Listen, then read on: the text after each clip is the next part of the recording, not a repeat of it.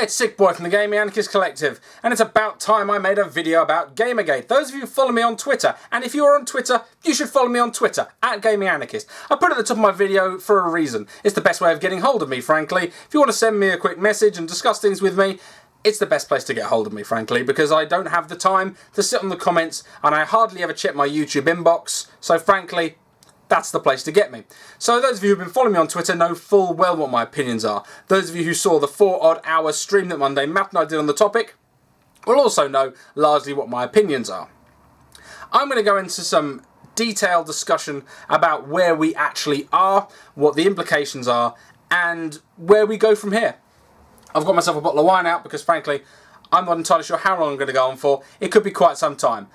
You already know, you can see the length of the video when you clicked it.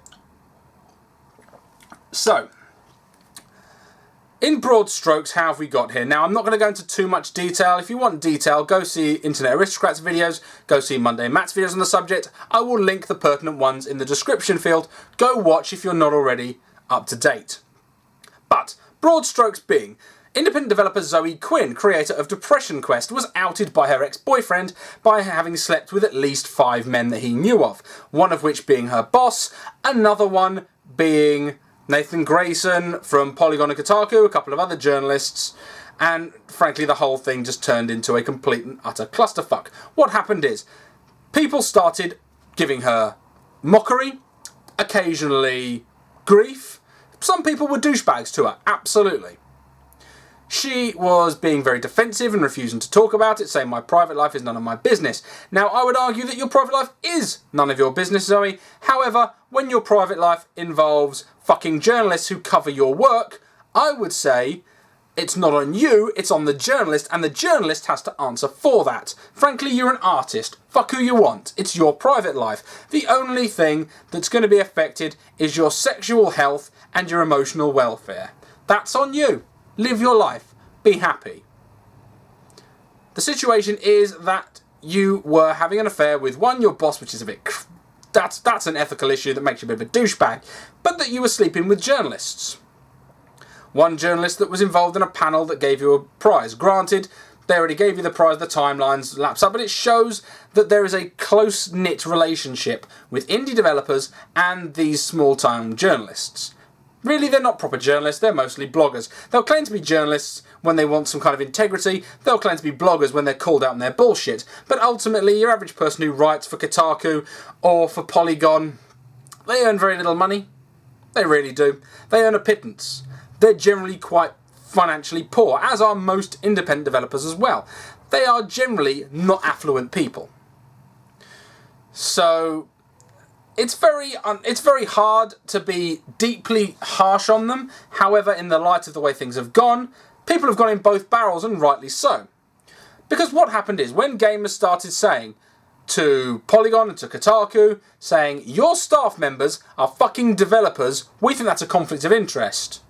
Comment on it. They refused to comment on it. They refused and they refused and they refused. They commented on it once. Zoe Quinn had claimed to be hacked. Her Tumblr was hacked. She says her Tumblr was hacked, and that her Dropbox was hacked, and at the same time Phil Fish, the universal fucking douchebag of gaming, who had just come back and decided that he was going to be a civil rights leader with regards to Ferguson, and then started calling gamers heartless scum and you don't deserve my game. He cancelled Fez 2, acted like an absolute cock, and right at the height of his vitriol, all of a sudden his account was hacked. It was claimed that it was hacked by /V, the board on 4chan, but as it turns out, no one really believes that, who understands the situation. Not least of all, they used a capital V in the hack, which is not something that 4chan would ever do. They got the anonymous quote wrong, and people on /V in fact contacted the FBI and said, investigate this, it wasn't us. Which I'd have to say is a pretty confident thing. Now, a lot of people claim that it's impossible to have hacked Phil Fish.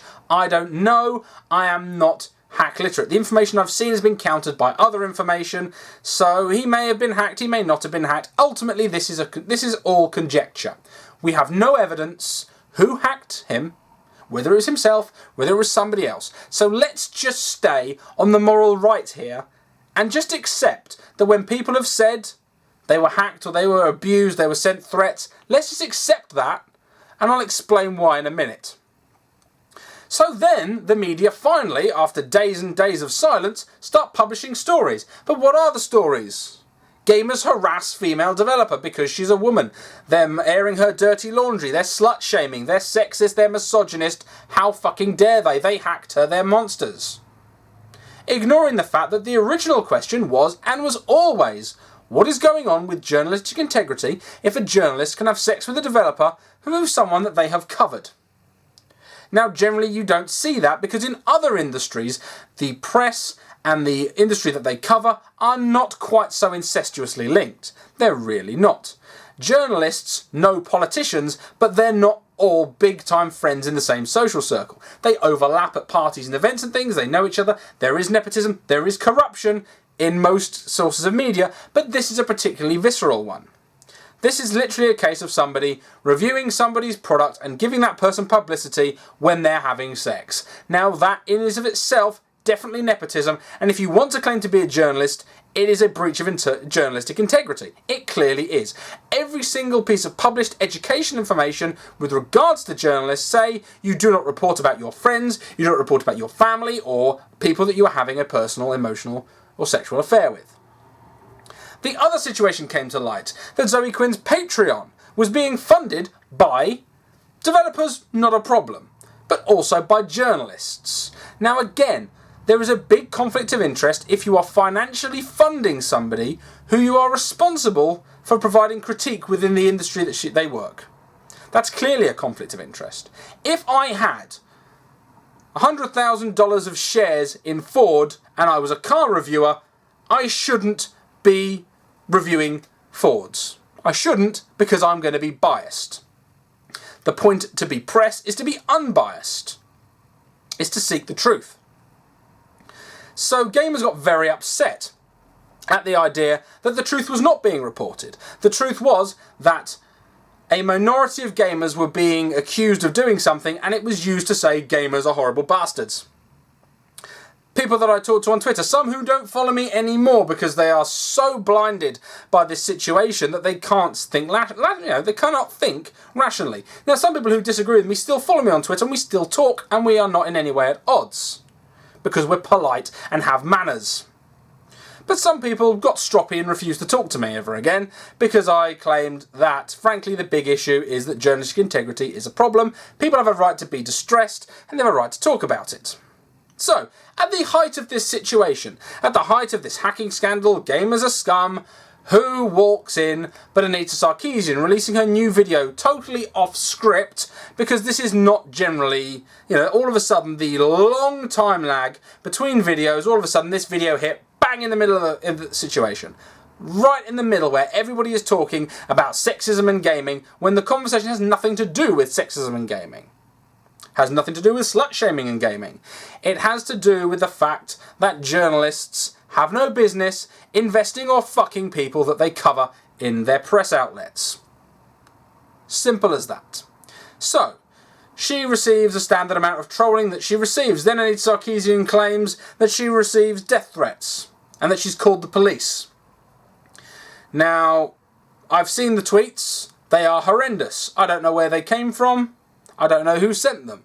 All I know is that within 3 minutes of them being sent, they were screen capped by somebody not logged into Twitter and not searching for anything. That was then shown as evidence that somebody tweeted this abuse to Anita Sarkeesian. So whoever screen capped that was not logged into Twitter and had found those tweets within 3 minutes. Now, people have every right to raise a question of saying, that's odd. Is somebody just constantly searching Anita Sarkeesian and screen capping every threat she receives? Because frankly, I've gone through her timeline, I've gone through searches to her mentions, and frankly, I don't find anything that I see as threat. I see abuse. I see some abuse, I do. I've not seen anything that I would consider a threat. Out of 4 hours of her tweets, I see a couple of people saying you're a fucking lying bitch, a few people leaving snarky comments, and mostly people saying how terrible for the awful abuse that you have received.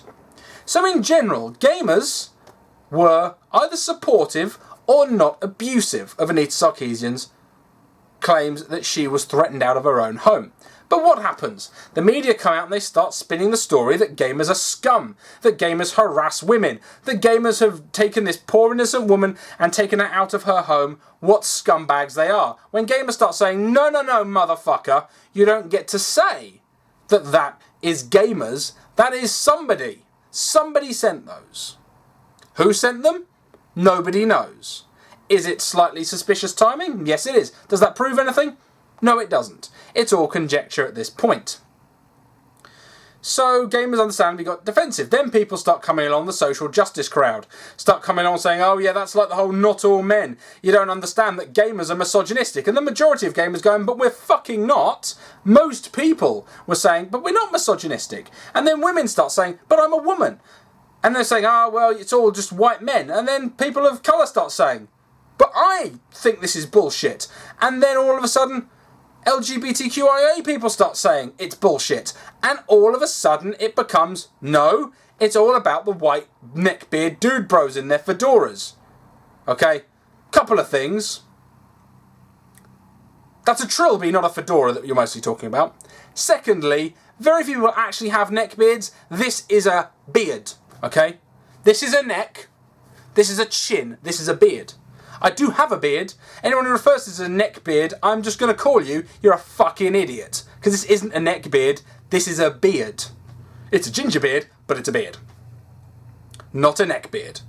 Fucking idiots. So people then being called brony virgins, living in their mother's basement, wanking off to their Japanese mangoes, blah-de-blah-de-blah-de-blah-de-blah. Understandably, again, gamers start getting frustrated and angry. Journalists start responding with open snark and insults. For example, the badass-in-chief, editor-in-chief... Fucking I want to bring this twat up. David Ferrossi of Badass Digest came out and compared gamers unfavourably to ISIS. Fucking ISIS. Days after they decapitated a journalist. Because he's a fucking arsehole. He's gone on and on and on and on and on about... Then he even wrote an article about how gamers are all sad losers and he pities them. When you fuck off, you dumpy cunt, you're actually one of the people that you're talking about and claiming you're above them. Very much in the way that Bob Chipman does. Claims that he's not part of this group of 30-something, 20-something, overweight gamers, geeks, blah-de-blah-de-blah. You're all scumbags. You are exactly the people you're talking about. But somehow you think you can distance yourself from those accusations. Why can't I? I have openly, and many other people have, openly decried and said, flat out, universally speaking, harassment, abuse and threats are wrong.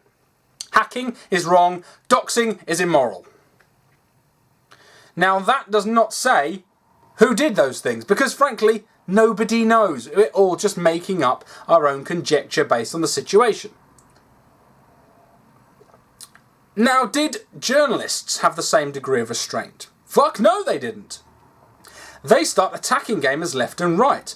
People clickbaiting arseholes like Lee Alexander comes out and writes articles like gamers don't have to be your target audience, gamers are dead. Lots and lots of articles start coming out all at the same time saying that the title gamer is dead. Now, there is also a degree of evidence that this information can be linked back to a PR company which is linked to Anita Sarkeesian, but again, that information has been captured. I don't want to go into that. It's all there. Look at the videos in the description field. You can see how deep this goes and how much bullshit is involved here. I should also mention that at the same time that there was media science, there was also massive amounts of censorship. Reddit, with huge amounts of threads being deleted off Reddit and 4chan, and people getting banned from Twitter, people getting DMCAs, Mundane Matt getting a DMCA for his original video, which was just reporting on the news. At no point did he slut shame, he just said, this has happened, that's fucked up.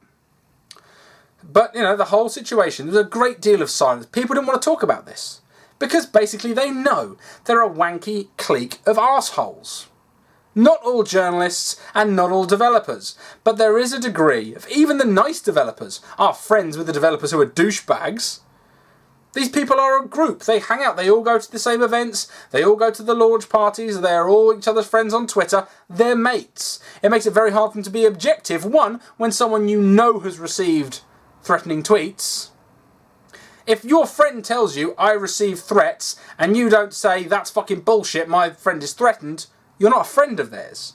I can't blame them for being defensive that their friend claimed to be threatened. They're being human. They're being empathetic. But when they're not being empathetic is when they start saying things like gamers are scum. Look at all the anime avatars harassing me. Look at all these fat, white, virgin, cis-mailed, sexist, misogynistic, MRA, brony, fucking paedophile cunts. It was going on and on and on and on and on, and people started getting pissed. To the point where now, the hashtag NotYourShield is all over Twitter, with gamers of all ethnicities, well, generally those who aren't white cis males, all saying, I'm not a white cis male, do not, 1, claim all gamers are homogenous, 2, that gamers are scumbags. Now, I have no problem with that. I think it's a good thing. They're saying, not your shield, you're speaking for us, you're not speaking for us, fuck you, I'm a gamer, I don't like being attacked for being a gamer, I don't like being told that only white men are gamers. Because we're not. Gamers are a hugely homogenous group. I, however, do tend to fit the bearded, geek, cis, white, heterosexual man. I do. That's who I am. I don't apologise for that, because I have nothing to apologise for. But I refuse to be lumbered in with people who may have done something shitty. Now, even to the point where even Forchan, who generally get a bad rap for being a toxic community, came out and supported the fine young capitalists. Now, that was a Indiegogo campaign in order to fund a charity event for female developers to create games. It was absolutely fucking pedoed. Their Indiegogo got hacked. And mainly because Zoe Quinn originally didn't like them because they wouldn't pay her. So she said that they were trans exclusionary because it was only for women and it was about genitals and therefore they're misogynistic, sexist. When ultimately they just hadn't considered the trans community, and really that's an oversight. That doesn't make them monsters to not factor in the minority of trans women who'd be interested and involved in this situation. There are plenty of trans developers. There are. In an ideal world where they've just have gone, oh, okay, maybe I'll refine that, they didn't have the chance. They were lambasted and had their absolute arse torn out. Now, they launched this situation, they relaunched their Indiegogo, and 4chan, of all people, raised thousands of dollars and donated it to a charity event for women making games. Granted, they wanted the money donated to arse cancer, to cure butthurt, but that is irrelevant. They even created their own unique female character, Vivian James. Gave her a backstory, gave her a demeanour which reflects 4chan. You see so many people with her using her as an avatar, and I like that. I think it shows that, one, these people are not monsters that you paint them to be constantly. Oh, some people on 4chan, dicks. Yeah. There's fucking dicks on every message board. There are dicks on Twitter, there are dicks on YouTube, there are dicks fucking everywhere. But they are a minority. I can say from the searching that I've done and the about 600 new Twitter followers I've gained in the last couple of weeks, maybe 2 of them have been pricks. That's it. For the most part, they've all been peaceful, respectful, nice, of hugely mixed ethnicities and genders. Hugely. Literally, to the archetypal fat white cis nerd to Latino trans women. Feminists, anti-feminists, all coming together to ultimately say that this toxic environment from the journalists is terrible and it's wrong and they are just flat out at war with gamers. Now, this is something that's been happening and it's been brewing for quite some time. People have referred to Doritos Gate. They've referred to Jeff Keighley, the Doritos Pope. That was to show, the general corruption and boughtness of websites. They are hugely susceptible to money. Look at the splash banner ads all over journalistic websites. Look at the fact that IGN only ever gives a shit review to a Japanese game who don't pay them enough. Then you link all this together and you see an inherent distrust within the community. Now, I and many others have spent a great deal of time talking about the way the industry tries to fuck gamers, which is what business does, but the way that the media spins things in order to convince people that they should be happy with something that I believe they really shouldn't be. Look at every situation that's an issue, every big issue. Look at Xbox One DRM. Look at the original story of the PlayStation 4 DRM that was cancelled a long time before it was even announced. They had plans to have offline DRM, which I made video after video about, which they stopped doing. Look at how Devil May Cry was handled. A very, very hardcore group of fans who absolutely love the original series felt betrayed and shat on when their series was rebooted as a Western game. They thought that the game was going to be shit because they didn't really like Ninja Theory's games. And what were they told? Fuck you by the developers. And then people were just going on and on and on about the colour of his hair. And people were saying, no, I think that the mechanics are going to be flawed. I think the story sounds like bullshit. And they turn around and go, oh, you're just hating. People who comment about EA's Online Pass are just hating. People who don't like DRM are just hating. This has been a thing that the media have been perpetrating for years on a very low level. And they've taken this opportunity to launch an all-out assault to say, shut the fuck up, gamer. You have no business speaking. In fact, if anything, gaming's dead. Gamers are dead. Get on board our little social justice warrior train and support exactly, ideologically, what we support, or fuck off. People have actually said that. The likes of Matt Lees openly came out and said, agree with me or fuck off. Openly. I'm saying, disagree with me all you like, but I should have every right to play Shadow of the Damned as much as I have the right to play Ni no Kuni. I do, and I do. I can play tasteless games. I can play real games. I can play games. I think of games. I can play shit games. I can play tasteless games, tactful games, artistic games. I play whatever the fuck I like. If I want to play the Unfinished Swan, I'll play Unfinished Swan. If I want to play Papa and Yo, I'll play Papa and Yo. If I want to play Marvel Ultimate Alliance, I'll play that. I'll play whatever the fuck I like. I like playing games. I've got fucking hundreds and hundreds of games, and they are all just wide genres of entertainment that I personally enjoy. You don't get to dictate to me what I like. Writing articles about stupid shit like Castlevania. Like Castlevania 2 had a rape scene in it because Dracula sucked the blood of a woman? Fucking Jesus Christ. Have you ever seen a Dracula film? Or read the book? Or seen any art involving vampires? Oh, no shit. Oh, yes, it's an analogy for sexual violence. Yeah, and the deflowering of women. Yeah, no fucking shit. That's the myth. That's the mythos of the character. No fucking shit. Yeah, and werewolves are about the animalistic nature of man. Yeah, we get all that. We get all that subtext. You don't have to be interested in the subtext of gaming. If you want to play banal, mindless shit, play banal, mindless shit. If you want to play purely art games, if you want to play Gone Home and games like Gone Home and nothing else, by all means. But if you refuse to play Dragon's Crown because the art style's a bit not to your liking, maybe you should borrow it and give it a go, see if you like it, because the game's actually fucking superb. But oh no. If you can poke the misogynistic stick or the sexist stick, Far Cry 4. When they announced that it was racist, only for them to go, what? The guy that you're saying is racist is the same race as the person you're saying is being racist against. What the fuck are you talking about? Complaints over and over and over. Now, I have no real problem with certain complaints. Like, could we have female characters in Assassin's Creed? Fine, ask that. Maybe make it customization. Make it more like Quantum Leap, that you can make whatever avatar you like, but as far as the game's concerned, you're playing that one character. You know, Quantum Leap that shit. I have no problem with that. I'd like to see varying degrees of characters in games. I would. I get bored of the same protagonist. Most protagonists are just the same guy. And frankly, I'm bored of that. I've been gaming for my whole life. And I'm tired of tedious, cliched shit. You don't have to be, but I am. So I welcome creative stuff.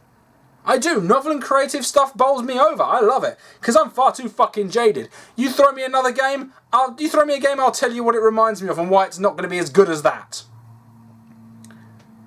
Simple as that. Throw me a stealth game, I'm going to say it's not as good as the early Splinter Cells. Throw me I'm going to say actually no, or it's not as good as Metal Gear Solid. I really like the way the art style's done. But no, what have we got to talk about? That Quiet is bad. You have every right to comment that maybe you found the content of certain games not to be your taste. That's fine. But you don't then shame people who don't give a shit about your values. If you don't give a shit that Metal Gear 5 Ground Zeroes contained the audio representation of rape, if that doesn't bother you, you've got every right to enjoy it. If you didn't enjoy it, now I'd like to see perhaps, not trigger warnings, fuck that, but with the classifications to say, includes sexual violence, includes whatever. But the situation has got entirely out of hand now. Now people are saying gamers are scumbags. Gamers, just all you like is sexism and you don't want girls in your clubhouse. Bull fucking shit. Some of the most hardcore people I know as gamers are women. And those who are men, a lot of them aren't white, or aren't straight, or aren't cisgendered. Gamers come in all shapes and sizes and all forms, because it is an art form that we can all enjoy. It is not prescriptive to a certain ethnic group or a certain sexual orientation. Bollocks! If you find some of the imagery, some of the storytelling indicative of the society we live in, that you'd like to see a social change, by all fucking means, push for that social change. You may highlight what you dislike, abso-fucking-lutely, but what you are turning this into is a flat-out assault on people who don't give a shit about your values. Now, I'm somewhat in the middle in regards to I do have an understanding of why you think what you think, and I would like to see more variety. That's my situation. Do I want to see the removal of all tropes and all cliches? Fuck no, because you couldn't do that. Ultimately, and the reason why is very simple. Motives and characters need to be easy to understand. So having them fit into a stereotype makes it easier to do that. If you want to set up, here's a person, this person's in peril, this person is invested in saving this person, make sure they love each other. Particularly make sure that they're a couple, or they're father and daughter, or father and son, or whatever the fuck. But you set an emotional reaction. You want to set somebody up as a scumbag? Make them hurt someone vulnerable. Or more vulnerable than them. It's easy. It's an easy way to set up someone as a scumbag. You do not have the opportunity to do War and Peace with every character. Their backstory, their nuances, their psychosis, their loves, their hates. They're all well-rounded individuals. Sometimes you just need to see somebody shoot a hooker in the face to understand that person's a fucking scumbag with no respect for human life. That's the way things work. Now, I really need to see an end to this. We all do. People are sick and tired of this situation. They're sick of being insulted, they're sick of being demeaned, and people on the other side are sick of all these angry gamers going on. Well, do you know what? Gamers are going to continue to be angry when they continue to be lambasted and mistreated. That's the way these things work. You can't expect these people to quiet down. You won't expect me to quiet down. You shouldn't expect anybody else to quiet down. If you insult me, I will insult you the fuck back. But thankfully, there are people who are more mature than I am. There are people who maintain a cool head. Because there are some people who haven't sent a single swear word into the ether or at a single individual. Those people are a credit to the gaming community. I've done my best to be even-handed and polite, but I've occasionally called somebody a motherfucker. We need to be better than they make us out to be. We need to be united on one thing. We all enjoy playing games. We may enjoy playing different games. We may not like each other. We may not speak the same language. We may not have the same ethnic background. We may just personally not get on. But the relevant factor is this. The phrase gamer, albeit nebulous and non-specific, is about people who identify as someone who really plays games and is interested in gaming. That's what a gamer is. You're into gaming, you're a gamer. Simple as that. to turn around the media and say gamers are dead, gamers are over. Let me just point this out to you. Gone Home, which is essentially the social justice warrior bible of what makes a good game, sold about 250,000 copies. Okay? Grand Theft Auto made $1 billion in about a day. You cannot play that scale because, one, most gamers are not politically interested. So all you're talking to is a small clique of people who want to see games being different. And by all means, we should promote diversity in gaming. We should promote diverse games. Those that become popular will get more investment and will become more prevalent with higher budgets. That's the way it works. The reason the FPS is currently king is because most people who play games like playing FPSs. It's popular. It's not wrong because it's popular. It just is. If most people wanted to play Gone Home, every game would be like Gone Home. As it stands, some people like playing Gone Home. Some people despise Gone Home, much as some people despise Call of Duty. I haven't played a round of Call of Duty in maybe 18 months. I'm not interested in it anymore. To be honest, I got back into it. You know, I was into Call of Duty long before Modern Warfare 1 came out. I am OG when it comes to gaming. And certainly when it comes to FPS. I was having LAN parties before some of you people were born. I used to play Half-Life and Unreal or Doom when your dad was a teenager. So, you know, bear that in mind. This situation is entirely out of hand. And what it calls for is clarity, maturity, and insistence that the media either gives us what we want or we go elsewhere. You don't need these gaming websites, and frankly, I don't think we even need a new one. We already have what we have. We have Twitter, we have Facebook, we have YouTube, we have Forchan, and we have Reddit, and we have many other forums and message boards. We can all communicate with ourselves. We can all do the research. You get better research done by a single person on, say, /v or /r.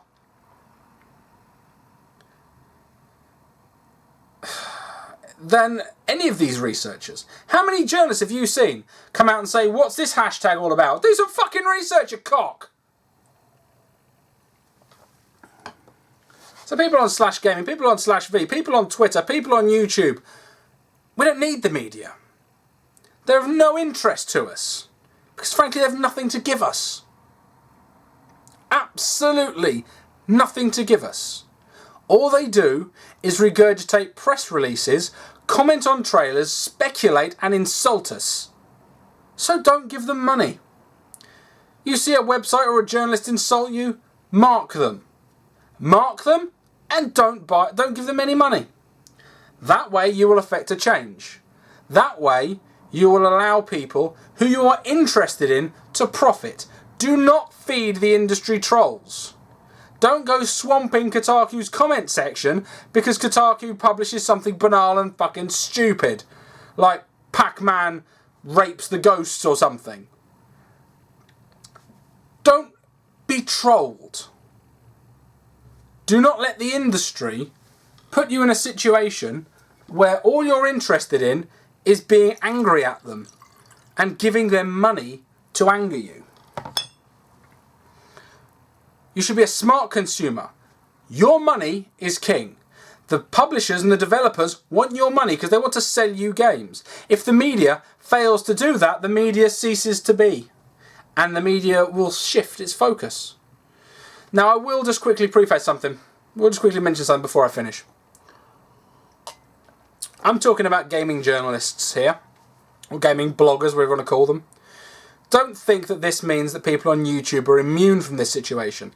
How many big channels have commented on this situation? I know of 2. I know of Total Biscuit and Boogie2988. How many others have commented? JonTron commented on Twitter and got crucified. Has 2 Best Friends commented? Has... Well, Ego Raptors commented and he came out and didn't really stand with the side of the gamers. Has PewDiePie given half a shit and commented? No. Has Markiplier commented? No, nobody's commented. Small YouTubers have because they have nothing to lose. Large YouTubers haven't because they don't want to piss off the industry. I, as a fairly small scale guy, have been unfollowed and snubbed by a number of industry contacts I've made over the year or so I've been doing this. They're pissed off with me, they unfollowed me, they snubbed me. Because of my opinion that I don't think gamers need to be disrespected in this way. They don't have the power to shut me up though. Because hell, I've got more followers on Twitter than most of them. I get more views on my videos than they get on their articles. They're ultimately very small potatoes. The industry has moved on. Gamers are turning to other gamers for information and support. You don't need these hipster cliquey wank buckets telling you what you need to know. Because we'll all tell each other. Anyway guys, this has been going on for quite some time, no doubt. I'm not wearing a watch at the minute, so I can't really check the time. But that was my rambling feelings on the situation. As I said, you want to see more in-depth situation of the actual coverage of the story as it unfolded, and people who you should point a finger at and call knobs. But when you're going to call them knobs, be entirely polite. Don't give them the ammunition. Don't give them. Be better than that. Let them keep digging their hole. Let these people open their mouth and prove what idiots they in fact are. Anyway, guys, thanks a lot for watching. Catch you guys later.